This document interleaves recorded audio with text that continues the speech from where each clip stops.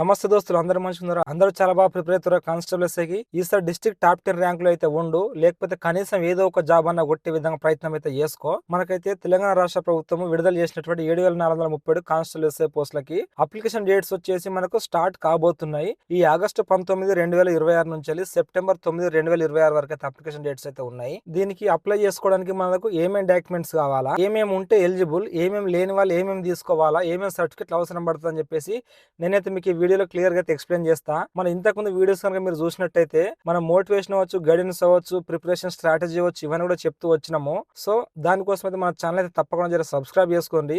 అట్నే చిన్న request, like పైన ట్యాప్ చేయండి. అక్కడ కింద హైప్ వస్తుంది, ఆ హైప్ మీద కూడా ట్యాప్ చేస్తే ఇట్లా పెరిగి పాయింట్స్ పెరిగి మన వీడియో అనేది ఇంకొంచెం రీచ్ అనేది వస్తుంటది అనమాట. సో దానికోసానికి మనం లేట్ చేయకుండా వీడియోలోకి అయితే వెళ్ళిపోదాము. ఈ అప్లికేషన్స్ మనకి ఫస్ట్ పార్ట్ 1 ఉంటుంది అనమాట. ఈ పార్ట్ 1 లో మనకి డాక్యుమెంట్స్ ఏం కూడా అప్లోడ్ చేయాల్సింది అయితే ఉండదు. అప్లోడ్ చేయాల్సినటువంటి డాక్యుమెంట్స్ ఏమేంటి అని అంటే ఫోటో సిగ్నేచర్ కూడా మనకి రెండు కలిపి ఒకటే దగ్గర ఉన్నటువంటి ఇమేజ్ అయితే ఉండాలి. జేపీజీ ఫార్మాట్ లో మాత్రమే తీసుకుంటది. అది కూడా 30 KB నుంచి 100 KB మధ్యలో అయితే ఉండాల్సి ఉంటుంది. మీ ఫోటో ఒక పేపర్ మీద పెట్టండి, A4 సైజ్ పేపర్ మీద.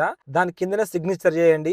రెండు కలిపి ఒక ఫోటో తీయండి, అది జేపీజీ ఫార్మాట్ లో. దాని యొక్క సైజును అయితే తగ్గించండి, 30 KB నుంచి 100 KB మధ్యలో వచ్చేటట్టు అయితే చూసుకోండి. తర్వాత దాన్ని అయితే అప్లోడ్ చేయాల్సి అయితే ఉంటుంది. మిగిలినటువంటి డీటెయిల్స్ అన్ని ఫుల్ఫిల్ చేయాల్సి అయితే ఉంటుంది. పేమెంట్ కూడా చేయాల్సి అయితే ఉంటుంది. సో పేమెంట్ ఏ పోస్ట్ కి అని చెప్పేసి మనం ఆల్రెడీ వీడియోలో చెప్పుకున్నాం, షార్ట్ వీడియోలో ఒకటి. సో మెయిన్లీ మనకి పార్ట్ 2 అప్లై చేసేటప్పుడు, అంటే ప్రిలిమినరీ టెస్ట్ తర్వాత మనకి పార్ట్ 2 కోసం అయితే అప్లై చేసుకుంటాం కదా. ఆ అప్లై చేసుకునేటప్పుడు మనకైతే ఏమేమి డాక్యుమెంట్స్ అవసరం పడుతున్నాయి ఇప్పుడు చెప్తున్నా, క్లియర్ గా వినండి అందరు కూడా. ఫస్ట్ ఎస్సీ వాళ్ళకైతే ఎస్సీ క్యాస్ట్ సర్టిఫికేట్. ఇంతకు ముందు అయితే డివైడ్ అయిపోయినాయి కదా, ఎస్సీ గ్రూప్ 1, గ్రూప్ 2, గ్రూప్ 3 అని చెప్పేసి. సో ఇట్లా డివైడ్ అయిన తర్వాత ఉన్నటువంటి క్యాస్ట్ సర్టిఫికేటే కావాల్సి అయితే ఉంటది ఎస్సీ వాళ్ళకి. తర్వాత ఎస్టీ వాళ్ళకి ఎస్టీ క్యాస్ట్ సర్టిఫికేట్. అండ్ అట్లాగే ఈ ట్రైబ్స్ ఉంటారు కదా ఎస్టీలో, అబోరిజినల్ ట్రైబ్స్ వాళ్ళు కూడా వారి యొక్క ట్రైబ్స్ సర్టిఫికేట్ ను తీసుకోవాల్సి అయితే ఉంటది. ఇది దేనికి యూజ్ అవుతుంది అని అంటే హైట్ లో రిలాక్సేషన్ కోసం అనమాట. మనకు ఓసీ, బీసీ, ఈడబ్ల్యూఎస్, బీసీ అందరికి కూడా, ఎస్టీలు అందరికి కూడా హైట్ వచ్చేసి మనకి 167.6 సెంటీమీటర్లు కదా మెన్ కి. అదే ఉమెన్ కి అయితే 152.5 సెంటీమీటర్లు కదా. ఈ హైట్ లో ఎగ్జంప్షన్ కోసము ఈ ఎస్టీ అబోరిజినల్ ట్రైబ్స్ సర్టిఫికేట్ అయితే అవసరమైతే ఉంటది. అన్ని జిల్లాల యొక్క ఎస్టీ క్యాండిడేట్స్ కి అయితే వర్తించదు.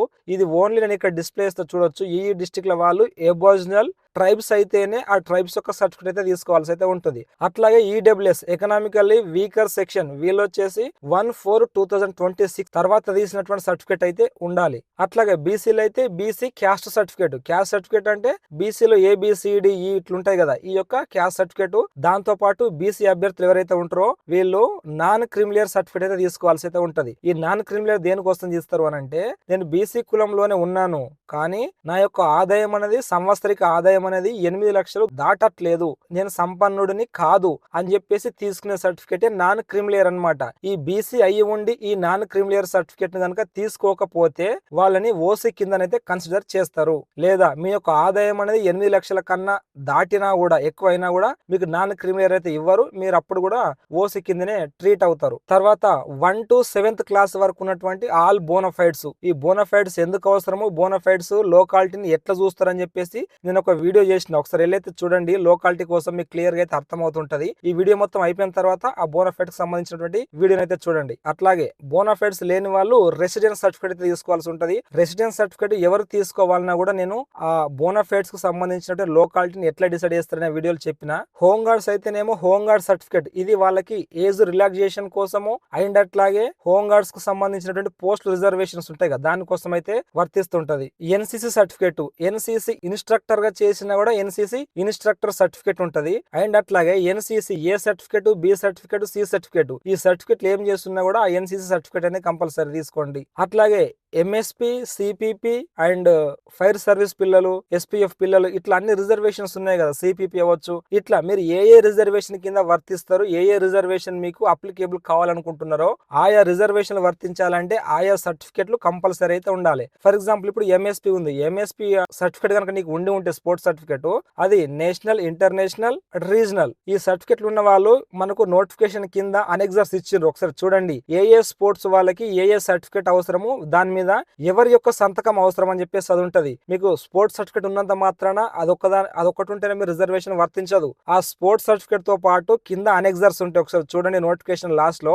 ఆ యొక్క అనెక్సర్ సర్టిఫికేట్ ని ఫుల్ఫిల్ చేసి దాని మీద ఎవరి సంతకం అయితే తీసుకోమంటారో వారి యొక్క సంతకం అయితే తీసుకుని అయితే రావాల్సి అయితే ఉంటేనే అప్పుడే మీరు అయితే ఎలిజిబుల్ అయితే అవుతారు. పిఈ ఉంటది, పోలీస్ ఎగ్జిక్యూటివ్ కోటా వర్తించాలి రిజర్వేషన్ అని అంటే 2 సంవత్సరాల ప్రొబేషన్ పీరియడ్ డిక్లేర్ అయిపోయి ఉండాలి. అట్లాగే ఆ తర్వాత 3 ఇయర్స్ సర్వీస్ ను కంటిన్యూషన్ గా అయిపోయి ఉండాలి. అట్లా ఉన్న వాళ్ళు పిఈ పోలీస్ ఎగ్జిక్యూటివ్ కోటాకి అయితే ఎలిజిబుల్ అవుతారు. అట్లాగే ఎంప్లాయీస్ అయితే గనక సర్వీస్ సర్టిఫికేట్, ఈ సర్వీస్ సర్టిఫికేట్ దేనికోసం యూజ్ అవుతుందంటే మనకి ఏజ్ రిలాక్సేషన్ కోసము. స్టేట్ గవర్నమెంట్ ఎంప్లాయీస్ కి ఏజ్ రిలాక్సేషన్ కోసం అయితే ఈ సర్వీస్ సర్టిఫికేట్ అవసరం పడుతుంది. ఎక్స్ సర్వీస్ మెన్ వాళ్ళైతేనేమో ఎక్స్ సర్వీస్ మెన్ యొక్క సర్టిఫికేట్ అయితే తీసుకోవాల్సి ఉంటుంది. అట్లాగే ఆ డిఫెన్స్ కు సంబంధించినటువంటి శాఖలలో ఉండేవారు ఈ స్టేట్ గవర్నమెంట్ పోస్టులకు అప్లై చేసుకోవాలనుకుంటే మీ యొక్క డిపార్ట్మెంట్ యొక్క ఎన్ఓసి అనేది కంపల్సరీగా తీసుకోవాల్సి అయితే ఉంటుంది. అట్లాగే ఎస్ఎస్సి మేమో, ఇంటర్మీడియట్ మేమో, డిగ్రీ మేమో, ఐటీఐ చేస్తుంటే ఐటీఐ మేమో, అండ్ అట్లాగే హెచ్ఎంవి ఉంటే హెచ్ఎంవి, ఎల్ఎంవి ఉంటే ఎల్ఎంవి, ఇవి కంపల్సరీ. మనకు హెచ్ఎంవి వచ్చేసి పీటీఓ డ్రైవర్ అండ్ మెకానిక్ మాత్రమే అవసరం పడుతుంది.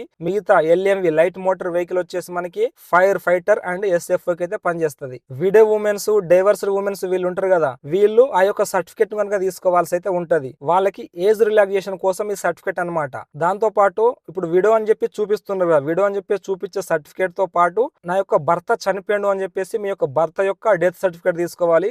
అట్లాగే నాకు ఇంకా పెళ్లి కాలేదు అని చెప్పేసి ఆ యొక్క అఫిడవిట్ అనేది తీసుకోవాల్సి ఉంటుంది నోటరీ ద్వారా. ఇట్లా మీరు ఇంకా ముఖ్యంగా గుర్తుపెట్టుకోవాల్సింది ఏంటంటే మీకు ఏ రిజర్వేషన్ వర్తిస్తుంది, నీకు ఏది కావాలనుకుంటున్నావో దానికి సంబంధించినటువంటి పూర్తి డాక్యుమెంట్ కూడా నీ దగ్గర ఉండాలి. అట్లుంటేనే ఆ రిజర్వేషన్ నువ్వైతే ఎలిజిబుల్ అయితే అవుతుంటావు అనమాట. సో ఈ వీడియోలో ఉన్నటువంటి సర్టిఫికేట్లు ఇవన్నీ కూడా మీకు తీసుకుని అయితే పెట్టుకోండి. అందరు అడుగుతున్నారు, అన్న క్యాస్ట్ సర్టిఫికేట్ కొత్త తీసుకున్నా, పాత తీసుకున్నా, మొన్న తీసుకున్నా ఉంది అని చెప్పేసి అంటున్నారు. నాకు తెలిసి లేటెస్ట్ తీసుకుంటేనే బెస్ట్ అని నేను అనుకుంటున్నా.